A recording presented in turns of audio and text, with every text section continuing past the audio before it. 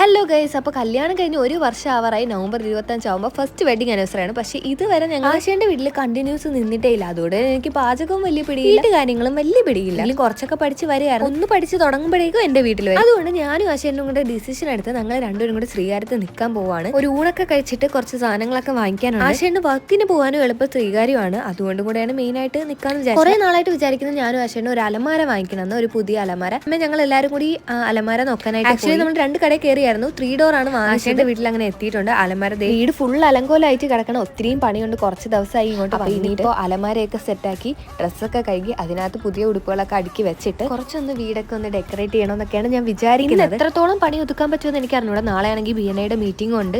എന്റെ കയ്യിലുള്ള ക്രീമും ചില്ലറ ചില്ലറ സാധനങ്ങളൊക്കെ അടുക്കി വെക്കാന്ന് വിചാരിച്ച് ഞാൻ ഒരു ഓർഗനൈസ് അതിൽ ഞാൻ എല്ലാം സെറ്റാക്കി. ലിപ്സ്റ്റിക് ഒക്കെ നമുക്ക് ഡ്രോ ഉണ്ടാക്കില്ല. ഈ ഷവർ സെറ്റ് വിഷ്ണു കല്യാണ ടൈമിൽ വന്നപ്പോഴത്തേക്ക് എനിക്ക് ഇതും അമ്മയ്ക്ക് ബാഗും ഗിഫ്റ്റ് ചെയ്താണ് യൂസ് ചെയ്യാൻ പോകുന്നത്. അപ്പൊ ഇത്രയുള്ളൂ. ചാറ്റാ.